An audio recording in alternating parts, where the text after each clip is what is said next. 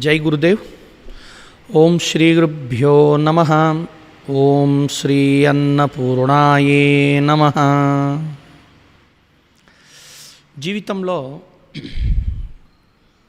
చాలామంది నా చేతిలో ఏమీ లేదు, నేనేం చేయలేను, నేను ఇంక సాధించలేను, నేను ఎదగలేను, నాతో ఏదీ కాదు, నాకు ఎవరూ లేరు అనే ఒక విపరీతమైన నెగటివ్ లేదా వైరాగ్య స్థితి చేరుకుపోతుంటారు. వాళ్ళు ఏది సాధించాలన్నా మా సాధ్యత కాదు, మా వల్ల కాదు, మాతో ఏమీ చేత కాదు అనే ఒక లోతైన నెగటివ్ మైండ్లో ఉంటూ ఉంటారు. దీని గురించి మనం బాగా అర్థం చేసుకోవడానికి ఒక ఎగ్జాంపుల్తో వెళ్దాం. ఇప్పుడు ఏదైనా ఒక ఇంటికి తాళం వేస్తాం, తాళం వేయటానికి ఒక కీ వాడతాం, మళ్ళీ తీయటానికి ఏ కీ వాడతాము, అదే కీ వాడతాము. ఇటువైపు వేయటానికైనా అదే కీ, తీయటానికైనా అదే కీ ఉంటుంది. ఈ సృష్టిలో ఏ కంపెనీ వాడు కూడా వేయటానికి ఒక తాళం, తీయటానికి ఒక తాళం అనేది సహజంగా మనం చూడం, అవునా కదా? నీ జీవితంలో నువ్వు గెలుపైనా ఓటమైనా నీ మనస్సు అనే ఒక కీ ద్వారానే జరుగుతుంది. నీ జీవితం ఒక విజయం వైపు వెళ్తుందనుకోండి, అది నీ మనస్సు అనే కీ ద్వారానే జరుగుతుందని అర్థం. ఓటమి అనేటువంటిది సాగుతూ ఉందనుకుందాం, అపజయం అనుకుందాం, అనారోగ్యం అనుకుందాం, అటువంటిది కూడా నీ మనస్సు అనే కీతోనే. అంటే నీ జీవితం జయము అపజయములు అనేటువంటి వాటి వైపుకు వెళ్తుంది అంటే నీ మనస్సు అనే ఒక కీ ద్వారా మాత్రమే, ఐదర్ నెగటివ్ ఆర్ పాజిటివ్. సృష్టిలో ఎక్కడ కూడా వేసే కీ ఒకటి, తీసే కీ ఒకటి ఉండదు.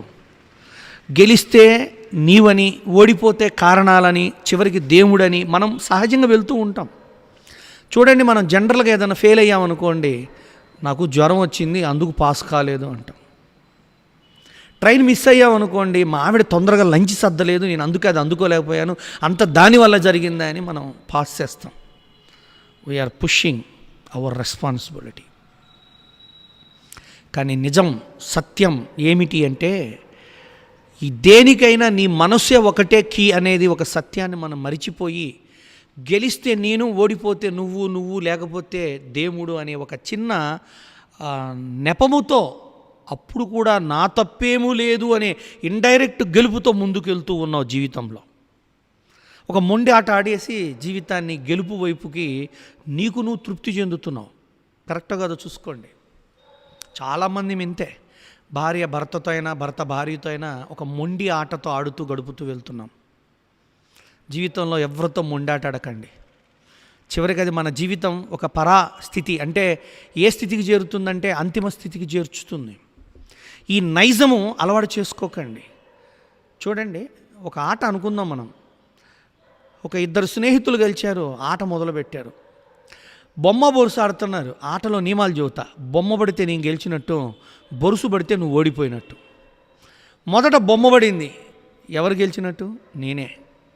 నెక్స్ట్ వేశాను హెడ్ అండ్ టైల్, అప్పుడు బొరుసు పడింది, అంటే ఎవరు గెలిచారు? నేనే. అంటే మీరు ఇంతాక విన్నారో లేదో, బొమ్మ పడితే నేను గెలిచినట్టు, బొరుసు పడితే నువ్వు ఓడిపోయినట్టు అని చెప్పాను. అంటే మొండాట ఆడుతున్నాను.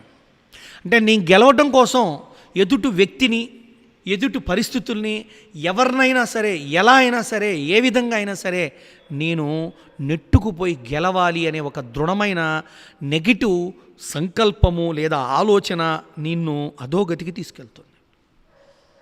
ఏమంటే నువ్వు రూల్స్ పెట్టడంలోనే మొండిగా పెట్టుకున్నావు. బొమ్మ పడితే నేను గెలిచినట్టు, బొరుసు పడితే నువ్వు ఓడిపోయినట్టు.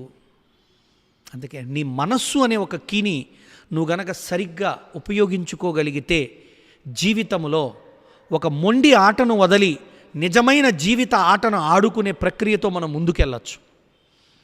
నీ మనస్సును సవ్యమైన సాధనలో పెట్టి సకారాత్మకమైన భావాలతో ముందుకు వెళ్తూ ఉంటే మీ జీవితం ఈ విజయాల వైపుకు వెళ్ళటంలో దూసుకుపోతూ ఉంటుంది. ఇవాళ ప్రపంచంలో విజయం పొందే వాళ్ళకి, అపజయం పొందే వాళ్ళకి పెద్ద తేడా ఏమి ఉండదండి.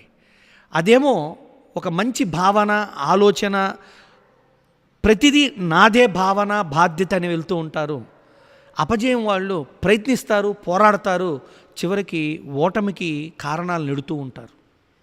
అందుకే జీవితంలో ఎప్పుడు కూడా మనస్సు అన్న కీని గనక జయించగలిగితే, ఆధీనంలో పెట్టుకోగలిగితే, వశం చేసుకోగలిగితే నీ జీవితం నీ వైపు, నువ్వు అనుకున్న వైపు వెళ్తూ ఉంటుంది. అందుకే నీ దృష్టి దేనిపై ఉంటుందో దాన్నే నువ్వు సృష్టించగలవు. నువ్వు ఒకటి చేస్తూ ఒకటి దృష్టి పెట్టకూడదు. ఏది దృష్టి పెడుతున్నావో దాన్ని సృష్టించగలవు. అందుకే అంట నేను, నీ దృష్టి ఎక్కడుంటుందో నీ అదృష్టం అక్కడికి చేరుతుంది. నీ దృష్టి ఎక్కడుంటుందో నీ అదృష్టం అక్కడికి చేరుతుంది. అంటే నా భావం ఏమిటంటే, నీ దృష్టే నీ అదృష్టం. ఇది నేను పూర్తిగా నమ్ముతా. నా వ్యక్తిగత జీవితం కూడా అంతే. యోగా అంటే నాకు మహా పిచ్చి, అభిలాష. అదొక రకమైనటువంటి జీవితంగా బతికా. మొదట్లో నన్ను అందరూ ఇది అపజయం వైపు వెళ్తుంది, ఇది నువ్వు గెలవలేవు, ఇదేదో ఒక వ్యాపకంగా ఉండాలి కానీ ఇదే జీవితంగా ఉండొద్దు అని నన్ను చాలామంది వెనక్కి లాగారు. కానీ వాటన్నిటినీ వదిలి నా దృష్టి దేన్ని జయించాలి, ఏది సాధించాలి, ఎందుకు సాధించాలి, ఎవరికి ఏమి ఇవ్వాలి, నేను ఈ ప్రపంచంలో నా పని ఏంటి, నా బాధ్యత ఏమిటని నేను ప్రయత్నించి ప్రయాణించి ఇవాళ అద్భుతమైనటువంటి స్థితిలో, యోగ స్థితిలో నా జీవితాన్ని గడుపుతూ 10 మందికి ఉత్తమమైన, ఉన్నతమైన, అద్భుతమైన జీవితాన్ని, ఆరోగ్యాన్ని ప్రసాదించుకుంటూ వెళ్తూ ఉన్నాం. అందుకే మన దృష్టి ఎక్కడుందో క్రమంగా అదృష్ట దేవతలందరూ అక్కడికే చేరుతారు. నీ దృష్టి దేని మీద పెడుతున్నావు అక్కడికే చేరుతారు. అందుకే ఎప్పుడు కూడా మన దృష్టి పాజిటివ్ వైపు పెట్టాలి, సకారాత్మకంగా పెట్టాలి. అందుకే నీ మనస్సుని, నీ దృష్టిని ఏకాగ్రతం చేసి నువ్వు దేనిపై ముందుకు వెళ్తావో అదే నిన్ను కాపాడేది, రక్షించేది, ముందుకు తీసుకెళ్లేది, నీ జీవితంలో విజయ పదం వైపు నడిపించేది కూడా. అందుకే నీ దృష్టి చిన్నప్పటి నుంచి ఇప్పటి నుంచి ఎప్పటి వరకైనా దేనిపై ఉంటుంది, దేని గురించి ఆలోచిస్తుంది, వేటిని చేద్దామని పరితపిస్తూ ఉత్సాహపడుతూ ఉంటుంది. అందుకే ఎప్పుడు జీవితంలో గెలుపు ఓటములు అనే రెండింటిని కూడా సమస్థితిలో తీసుకోగలిగే ఒక ఉన్నతమైన మనోస్థితికి నువ్వు చేర్చుకోగలగాలి. అందుకే మన వాళ్ళు అంటారు విజయ వైరాగ్యము, అపజయ వైరాగ్యము అంటారు. అదేమిటండి? విజయ వైరాగ్యం ఏమిటి, అపజయ వైరాగ్యం ఏమిటి అంటే, ఏదో చేయాలని వ్యాపారం మొదలుపెట్టాం, మొత్తం పోయింది, నువ్వేం చేయలేవు, నా వల్ల కాదని నీరసంగా, నిస్సత్తువుగా, నిస్సహాయంగా, ఒక శక్తిహీనుడుగా నువ్వు ఏదీ చేయవు, ఒక మానసికమైన నిద్రాణమయ నిరుత్సాహ స్థితిలో ఉండి అందరితో కలవు, మాట్లాడవు, పలకవు, కలుపుకోలేవు, కలవలేవు, నీలో ఒక విపరీతమైనటువంటి నెగిటివ్నెస్ వస్తుంది. అదే అపజయ వైరాగ్యము అంటా నేను. తర్వాత మనం ఎవరైనా వెళ్ళి నేను వెన్ను తట్టి నిన్ను లేపి నేను ఇది చేపిస్తా, నువ్వు సక్సెస్ అవుతావు, నీలో ఇంత శక్తి ఉంది, నువ్వు సాధ్యతలు చేయగలవు అని మనం ప్రేరణ కలిగించినా కూడా వాళ్ళలో కలగదు.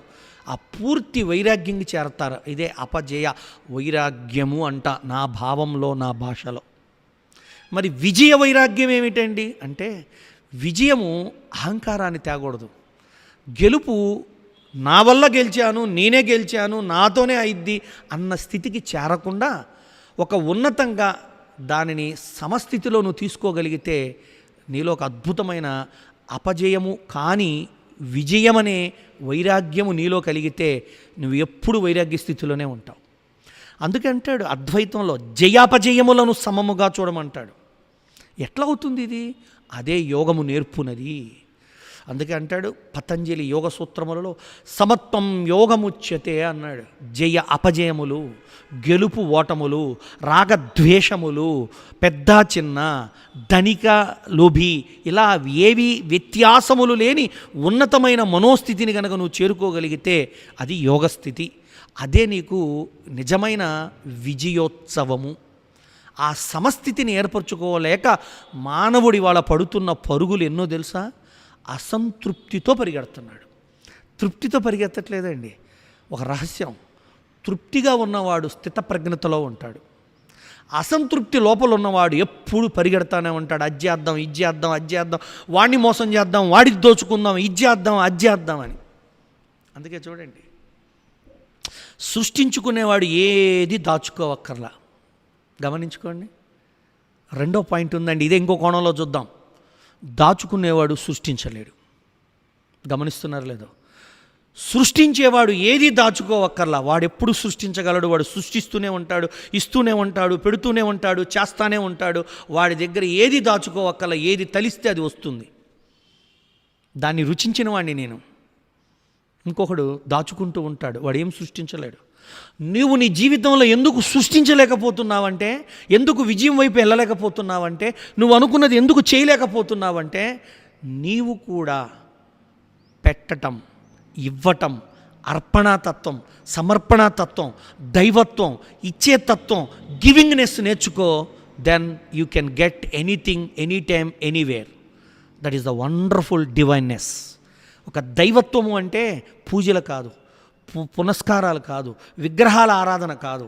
నీలో ఇచ్చే గొప్ప గుణాన్ని సృష్టించుకొని పాజిటివ్గా, సకారాత్మకంగా ప్రపంచానికి నిన్ను నీవుగా సమర్పించుకొని నీవుగా ప్రయాణించడమే ఒక అద్భుతమైన విజయం.